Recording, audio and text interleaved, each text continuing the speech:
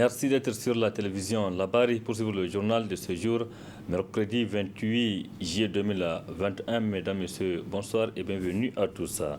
Direction Assemblée nationale où l'hémicycle de cette institution a servi de cadre ce matin pour la cérémonie de clôture des travaux de la deuxième session extraordinaire de l'année 2021. Avant cette cérémonie de clôture, les députés nationaux ont procédé à l'examen et à l'adoption de la loi rectificative du loi de finances 2021 qui a connu une hausse à hauteur de 7,5%. Nous rapporte Ismaël Moumouni et Nasser Seydou. La rectification de la loi des finances 2020 est le dernier acte des parlementaires nigériens en séance plénière avant la clôture de la deuxième session extraordinaire au titre de cette année. Le président de cette institution a souhaité que la campagne agricole soit productive avant de saluer la qualité du travail abattu par les députés de l'intérêt du peuple. Nous nous sommes surtout félicités de l'affectation de ces ressources à la couverture de certains besoins prioritaires, comme l'amélioration des effectifs des forces de défense et de sécurité ou la réalisation d'investissements en matière de sécurité. Dans le contexte actuel, la représentation nationale ne peut que saluer l'esprit d'opportunité du gouvernement. En effet, aujourd'hui, pour l'ensemble de nos compatriotes, aucun sacrifice financier ou économique n'est de trop s'il peut permettre à notre pays de retrouver sa quiétude d'antan en venant à bout de tous les ennemis de la paix tapis le long de certaines de nos frontières. S'agissant du contrôle de l'action gouvernementale, Seni Oumarou a remercié les ministres qui ont participé aux séances de questions d'actualité.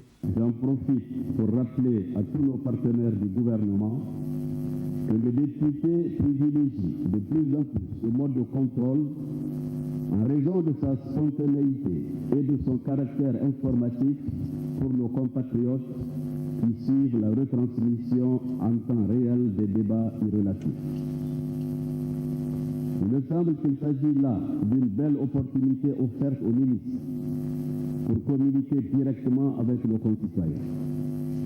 Je souhaite que chacun d'entre eux le comprenne ainsi. Je voudrais également souhaiter que de fermes mesures d'anticipation des citoyens concernés et du gouvernement nous permettent de mieux prévenir les conséquences de probables inondations. À travers la rectification de cette loi de finances, avec 127 voix pour, 30 contre et 0 abstention, le budget passe ainsi donc de 2644,53 milliards à 2830,99 milliards, soit une hausse de 7,05%. Merci Ismaël Moumouni pour toutes ces précisions sur le vote de la loi rectificative de la loi de finances 2021 qui a connu une hausse de 7,05%. Les promoteurs et représentants des organes de presse membres du réseau des radios et télévisions indépendantes du Niger à Rétina ont rendu public hier une déclaration mardi 27 juillet 2021 au siège du groupe de presse Amfani. Dans cette déclaration, les promoteurs des organes de presse fustigent entre autres les harcèlements contre leurs organes, mais aussi la signature de la convention collective qui sont, entre autres points développés dans cette déclaration. Les Rétina se désolidarisent également de la maison de la presse. Précision, Ismaël Moumouni. Le harcèlement contre les entreprises audiovisuelles indépendantes et la reprise du processus de la signature de la convention collective. Au centre de cette sortie médiatique, des promoteurs et représentants des organes membres du réseau des radios et télévisions indépendantes du Niger, Rétine. Après avoir énuméré les greffes préjudiciables au bon fonctionnement de leurs organes, ces responsables des radios et télévisions privées rejettent en bloc. Le comité créé par arrêté numéro 00023/MCRI/SG du 22 juillet 2021 chargé de débloquer les négociations entre employeurs et employés. Demandons la reprise de discussion à travers un comité composé essentiellement des vrais acteurs concernés par la question, à savoir les promoteurs, les employés et les autorités en charge du secteur de la communication. Ces discussions devront être axées essentiellement sur la recherche d'un régime fiscal préférentiel pour les organes de la presse indépendante, comme c'est le cas dans l'ensemble des pays de la sous-région. L'application effective du décret sur la publicité et sur la recherche d'un plan de répartition équitable de la redevance prélevée sur les factures de l'électricité. Toujours par rapport à la situation de leurs entreprises et leurs employés, le RETIN reste disponible et ouvert à prendre part à toute discussion devant aboutir à la signature de la dite convention collective interprofessionnelle et à l'amélioration des conditions de vie et de travail de nos employés. Décidons de ne plus participer aux activités, couverture médiatique, participation aux formations, etc. de l'association Maison de la Presse, dont nous ne sommes d'ailleurs pas membres. Lançons un appel à toutes les bonnes volontés de continuer à appuyer les associations socio-professionnelles des médias qui ont fait preuve de sérieux dans la défense de la liberté de la presse et de la profession du journalisme au Niger. À travers cette sortie médiatique, le RETIN s'insurge contre la Maison de la Presse tout en demandant à l'État de revoir sa copie en réparant l'injustice vis-à-vis des médias privés. Restons dans ce secteur, c'est pour parler du réseau des journalistes pour le droit de l'homme RJDH qui a organisé ce matin une journée d'échange sur le droit international humanitaire et donc DIH, une journée organisée en collaboration avec le CICR, c'est le Comité international de la Croix-Rouge. Il s'est agi à travers cette journée d'échange de revenir donc d'édifier davantage les participants sur le rôle du journalisme, notamment en période de conflit. Précision avec Nafisa Yahaya et Cheb Guissou. Le droit international humanitaire DIH et la protection des journalistes en période de conflit, c'est autour de ces thématiques que se tient cette journée d'échange initiée par le réseau des journalistes pour les droits de l'homme RJDH. Une journée d'échange qui intervient dans un contexte sécuritaire peu reluisant dans notre pays. Cette rencontre vient à point nommé en ce qu'elle contribuera sans nul doute à renforcer significativement les capacités des médias à offrir aux populations des informations fiables et objectives sur la promotion et la protection des droits humains au Niger et en particulier les règles du droit international humanitaire DIH. C'est pourquoi le RJDH formule les vœux ardents que toutes les communications qui seront dispensées aujourd'hui puissent faire l'objet de vulgarisation au bénéfice des journalistes de toutes les régions de notre pays, notamment celles en proie à l'insécurité. Par ailleurs, il s'agit également de mettre en lumière la dimension respect du droit humanitaire et de conforter sa priorisation dans le traitement des productions médiatiques. Au terme de cette journée d'échange, un certain nombre de résultats sont attendus par le CICR et le RJDH.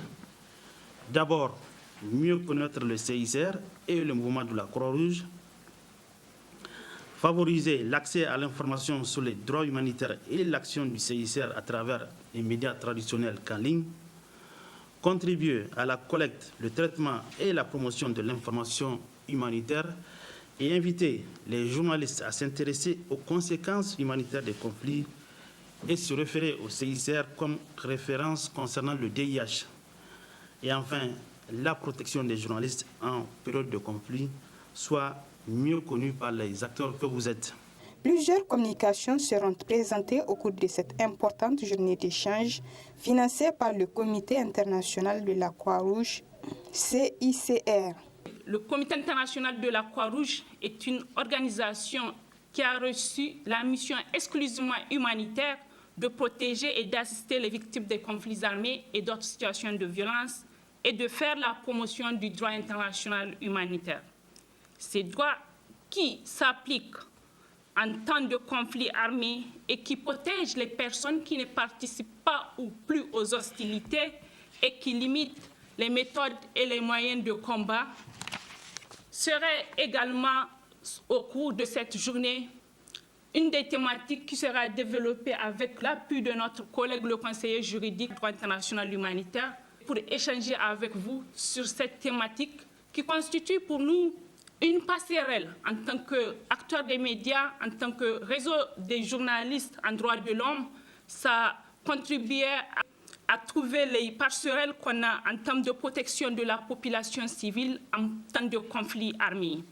Dédié aux professionnels des médias publics et privés, aux membres du RJDH, aux représentants de la Croix-Rouge nigérienne et ceux de la CICR, cette journée permettra à ces professionnels de prendre conscience de l'action humanitaire neutre et impartiale du CICR et des enjeux humanitaires tels que la protection de la mission médicale en période de conflit armé. Une note nécrologique dans ce journal, et c'est pour parler du décès de la première femme comédienne du cinéma au Niger, Zalika Souley.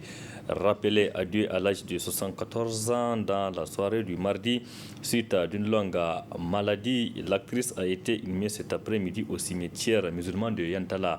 Elle est accompagnée donc par ses camarades, ses fils, ses parents, amis et connaissances, nous rapporte Adam Ousmana et Saldoumi.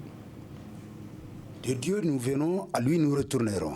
Et c'est comme Allah le Tout-Puissant l'a dit, dans son Saint-Coran, toute âme goûtera à la mort. L'une des pionnières du 7e art au Niger, Zalika Souley, tire sa révérence après avoir consacré toute sa vie à sa passion qu'est le cinéma. Elle est ainsi accompagnée à sa dernière demeure par une foule composée de parents, amis, connaissances et anciens collaborateurs. Ces derniers, dans leur oraison funèbre, nous retracent la vie de cette femme battante. Zalika, tu nous quittes alors que nous préparons la participation du Niger à la prochaine édition du FESPACO. Tu as été la première femme pompiste dans une station d'essence à Niamey avant de devenir en 1966 la première comédienne nigérienne. De 1969 jusqu'à son départ pour les États-Unis en 2000, Zalika sera une fidèle du FESPACO et se rendra à chacune de ces éditions. Zalika Souley a été élevée lors des journées cinématographiques de Carthage au rang d'officier de l'ordre du mérite par le ministre tunisien de la Culture. Et la grande actrice Zalika Souley, la grande vedette africaine, était la cible favorite des chasseurs d'images. En 1976, 10 ans après son premier film, elle reçoit sa toute première récompense en Algérie lors du Festival du cinéma d'Alger. Zalika est alors couronnée de la distinction de meilleure actrice africaine. Zalika Souley a été une grande dame du cinéma nigérien, membre fondateur de la première association des cinéastes nigériens. En octobre 2009, Zalika Souley rentre au Niger. Elle est invitée au FICA à Abidjan et reçoit du main du président ivoirien Laurent Gbagbo la médaille d'officier de l'ordre du mérite ivoirien. Adieu Zalika, et que Dieu t'ait en sa protection. Quelques collaborateurs de la défunte nous parlent non seulement de leur première rencontre, mais aussi et surtout du chemin parcouru ensemble dans le cinéma nigérien. D'abord, je l'ai connue en 1965, quand on faisait ensemble Le Retour d'un aventurier, le premier film où elle a joué. Et je crois que Zalika, elle a révolutionné un peu le cinéma nigérien envers les femmes, parce que c'est la toute première femme qui a joué et qui a accepté même de se faire embrasser dans un film africain. Donc cela lui a permis de vraiment d'évoluer et de pouvoir se faire connaître par tous les cinéastes africains, parce que nous avons fait ensemble beaucoup de festivals. Zalika s'est fait remarquer dans tous les festivals auxquels nous avons assisté. Je garde beaucoup de souvenirs d'elle, parce que Zalika, c'est une femme battante qui n'est vraiment pas de problème avec personne. L'émotion me force à dire que nous avons perdu une très grande dame du cinéma nigérien, je dirais même africain, parce que nous pleurons Zalika, mais je suis sûr que beaucoup en Afrique subsaharienne la pleurent aussi, parce qu'elle a joué un peu partout dans les films de beaucoup de nos collègues. De son temps, les choses n'étaient pas faciles. Elle a connu des choses qu'on ne peut pas dire pour pouvoir s'accrocher dans ce métier. Si ce n'était pas le soutien de ses amis et de ses parents, elle aurait décroché depuis longtemps. Mais Elle a ouvert la voie, elle a défriché le terrain. Toutes les jeunes là qui vont venir essayer de suivre sa voie, on peut dire qu'elle a balisé le chemin. Donc c'est ça qu'elle laisse, c'est ça qu'elle lègue. Elle a ouvert la voie. Zalika Soulehi quitte ce monde en laissant derrière elle 6 enfants et nombreux petits-enfants. Que son âme repose en paix et qu'Allah l'accueille dans son paradis éternel. Amen. Que Dieu l'accepte dans son paradis éternel. Adam Ousmane, Amin et paix à son âme. Direction à présent le siège de la Confédération nigérienne du travail à CNT qui a servi de cadre ce matin aux travaux du 3e congrès ordinaire du syndicat national des agents de l'aviation civile. C'était ce matin en présence du secrétaire général du ministère des Transports et du directeur général de l'Agence nationale de l'aviation civile ANAC. Précision, Hamza Sakou et Saloudouni. Le syndicat national des agents de l'aviation civile est un jeune syndicat qui est en train de prendre son envol grâce à l'accompagnement de la Confédération nigérienne du travail, CNT. Et c'est ce jeune syndicat qui, par la présente rencontre, tient les assises de son 3e congrès ordinaire placé sous le thème « Les agents de l'aviation civile dans le contexte de la Covid-19 ». Les conséquences de la Covid-19 ont failli amenuiser ou remettre en cause les efforts du directeur général qui, depuis sa prise de fonction, n'a cessé d'être à l'écoute du syndicat et des travailleurs dans le cadre du dialogue social, malgré les impacts négatifs de la Covid-19 sur le fonctionnement de l'agence. Le directeur général a su, sur le fonctionnement de l'agence, maintenir nos avantages et salaires. Ceci dénote de sa vision pour donner un cadre de travail acceptable à tous pour la prospérité de notre agence et la satisfaction de la quasi-totalité des points de revendication de notre plateforme revendicative. Le mandat qui vient de s'achever a été affecté par la Covid-19, mais aussi a été marqué beaucoup de succès dans vos actions. Il me plaît de rappeler ici que votre dernière plateforme revendicative a été entièrement satisfaite dans le cadre d'un dialogue social avec la direction générale que nous félicitons pour sa prédisposition au dialogue et à la concertation. Il est aussi important de relever que malgré l'impact de cette maladie sur vos activités et le fonctionnement de votre agence, vous avez bien résisté. En effet, grâce à votre mobilisation et avec la collaboration de la Direction générale de l'ANAC, votre structure est toujours debout et viable. Dans son allocution d'ouverture, le secrétaire général du ministère des Transports a salué et encouragé le SINAC avant de réitérer l'accompagnement de son ministère. La tenue régulière des instances d'une structure syndicale répond positivement aux exigences du respect des lois et des règlements, mais aussi à celles du respect de vos textes fondamentaux. Cette tenue régulière dénote de la démocratie dans votre structure syndicale. À ce niveau, mon département ministériel ne peut que vous encourager dans cette démarche, qui d'ailleurs force l'administration pour votre syndical ainsi que sa visibilité. Soyez rassurés que mon département ministériel ne ménagera aucun effort à vous accompagner pour la mise en œuvre de vos réflexions et recommandations. À l'issue de ces assises, il ressort les conclusions et recommandations suivantes. Le 3e congrès ordinaire du SINAC, tenu le mercredi 28 juillet 2021 au siège de la CNT à Niamey, donne mandat au nouveau élu du SINAC d'actualiser la plateforme revendicative objet de la lettre numéro 202-12 Ben SINAC SG du 19 mai 2021 adressée à la direction générale. Recommande la direction générale de tout mettre en œuvre pour le renforcement du dialogue social au sein de l'Agence nationale de l'aviation civile, ANAC. Ce bureau, composé de 9 membres, conduit désormais la destinée du syndicat national des agents de l'aviation civile pour les 4 années prochaines.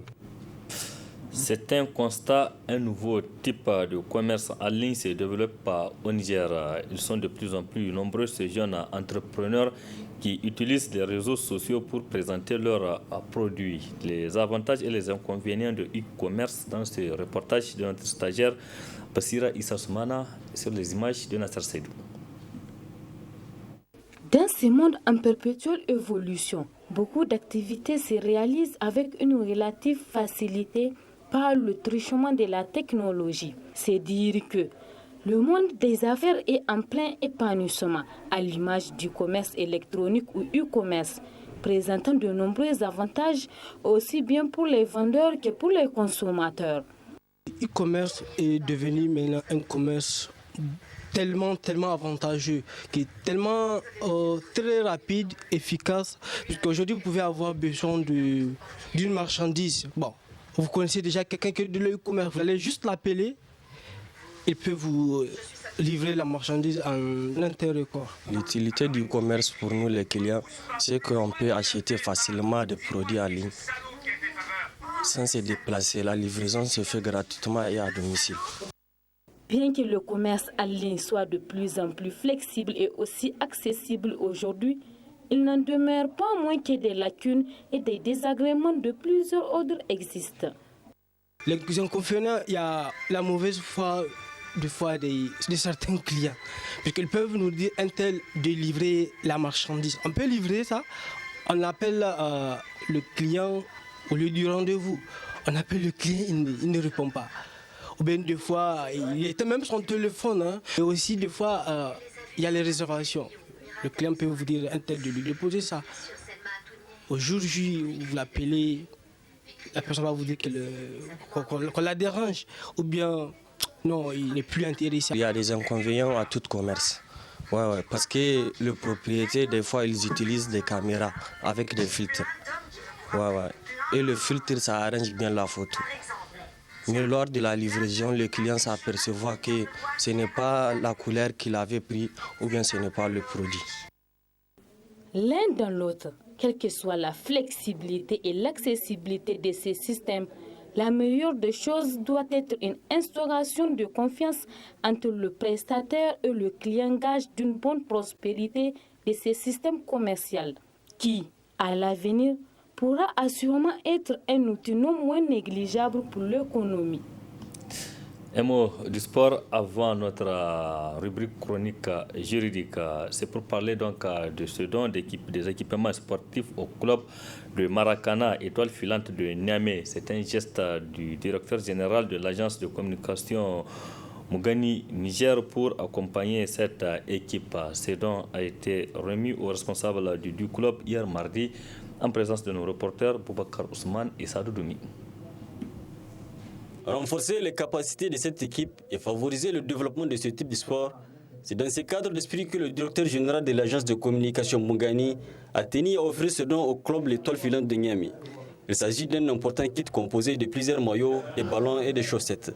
Une cérémonie au cours de laquelle le directeur général a adressé ses encouragements aux coachs et aux joueurs. L'équipe étoile filante de Niamey est une équipe que nous suivons de très près et c'est tout à fait naturel que le choix est porté sur l'équipe. C'est le début d'un long partenariat que nous entamons avec cette équipe.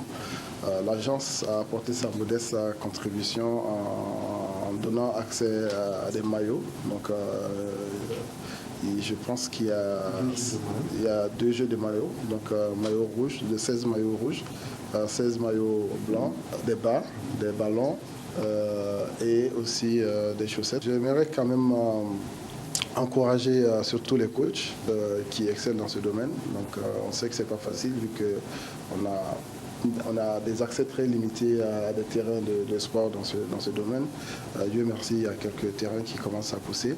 Et j'encourage aussi les joueurs, puisque ça se crée un peu dans tous les coins de Niamey, même dans des écoles, des équipes commencent à se former pour pouvoir jouer en Maracana. Le président du club n'a pas caché sa satisfaction à la présente cérémonie de donation à laquelle un maillot a également été offert aux généraux donateurs avec l'emblème de son agence. Nous sommes vraiment fiers aujourd'hui de notre partenariat et espérons vraiment que ce partenariat sera un partenariat gagnant-gagnant et que nous allons le sceller par une convention. Et je profite aussi de cette occasion pour aussi nous donner notre petit cadeau au DG c'est un maillot, un polo à l'effigie de Mougani et de l'étoile filante de Niamey, que nous voulons aussi lui faire cadeau de ça. Vraiment pour tout ce qu'il a fait, tout ce qu'il continue à faire, parce qu'il ne ménage aucun effort pour nous accompagner, que ce soit financièrement, que ce soit matériellement. Vraiment, il est toujours présent avec nous. Il se rend au terrain, il vient nous voir là-bas. C'est vraiment un réel plaisir. DG, merci. Merci. Le Maracana est un genre de sport qui se joue par une équipe de 6 joueurs avec un ballon de football. Un sport qui doit être accompagné au même titre que tous les autres. Place à présent à notre rubrique hebdomadaire, la chronique juridique. Elle porte aujourd'hui sur le thème mariage putatif, un thème développé par Maître Suleiman Seydou. Il est avocat à la Cour. Très bonne réception.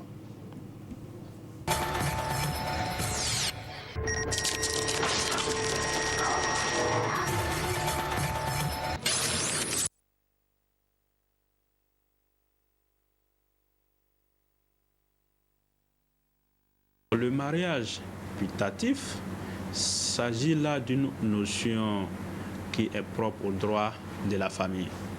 Lorsque vous décidez de contracter mariage, vous devez vous assurer du respect des conditions de fond et de forme pour la validité de ce mariage. Alors lorsque le mariage remplit les conditions de fond et de forme, ça ne cause évidemment aucun problème. Mais il y a des mariages qui sont conclus alors qu'il y a des conditions qui n'ont pas été respectées ou bien qu'il y ait un empêchement à ce mariage-là. Et donc lorsque il y a des conditions de fond ou de forme qui ne sont pas respectées, le mariage peut être annulé. Lorsqu'on annule le mariage, ça prive ce mariage de ses effets passés comme à venir. Le mariage putatif, en réalité, c'est un mariage qui est déclaré nul, mais dont les effets passés sont conservés par la loi. Parce que l'un des époux ou les deux étaient de bonne foi au moment de la célébration du mariage. Alors, lorsqu'on prend un exemple de manière pratique, vous pouvez rentrer en relation de mariage avec une personne, alors que cette même personne est déjà dans un autre lien de mariage qui n'a pas été dissous. Alors, si ce mariage n'a pas été dissous, en droit civil nigérien, vous ne pouvez pas contracter 2 fois un mariage tant que le premier mariage n'a pas été dissous. Si dans de telles conditions, vous contractez mariage avec une tierce personne et que cette tierce personne ne savait pas au moment de la conclusion du mariage qu'il y a un mariage précédent que vous n'avez pas annulé, naturellement, le mariage sera célébré. Mais si par la suite, cette personne découvre ou on découvre qu'en réalité, vous ne pouvez pas légalement vous marier parce que le mariage précédent n'avait pas été dissous ou n'avait pas été annulé, le second mariage que vous avez contracté sera déclaré nul. Mais les effets passés du mariage seront conservés parce que l'un des époux était de bonne foi. L'un des époux ignorait l'existence de l'empêchement, par exemple, au mariage, ou ignorait l'existence d'un lien de filiation entre vous deux. Dans ces conditions, le mariage conservera ses effets passés, mais il sera tout de même considéré comme étant nul. Voilà ce qu'on peut dire sur le mariage putatif. Si on pousse encore le raisonnement plus loin, les effets du mariage putatif dans le cadre de la relation entre les deux époux, s'ils sont tous de bonne foi, si les deux sont de bonne foi et que les deux ignoraient qu'ils ne pouvaient pas contracter mariage, en ce moment-là, les deux peuvent se prévaloir des effets passés de ce mariage-là. Alors si c'est un seul des époux qui était de bonne foi, c'est seulement cet époux qui peut se prévaloir des effets passés de ce mariage. Et donc l'autre époux qui était de mauvaise foi, lui, il ne peut pas se prévaloir des effets passés du mariage. Et c'est également pareil en ce qui concerne les enfants. Les effets du mariage putatif sont également applicables aux enfants dans le cadre, par exemple, de la succession et autres. Et donc, puisque l'un des époux avait été trompé ou l'un des époux était de bonne foi, les enfants peuvent également bénéficier des effets de ce mariage putatif. Alors, lorsque vous prenez notre code civil nigérien, la question du mariage putatif est réglée par les articles 201 et 202 du code civil. Donc l'article 201 du code civil dispose que le mariage qui a été déclaré nul produit néanmoins les effets civils tant à l'égard des époux qu'à l'égard des enfants lorsqu'il a été contracté de bonne foi. Vous voyez, la notion de bonne foi revient également dans le cadre de la définition qui a été donnée par l'article 201 du Code civil.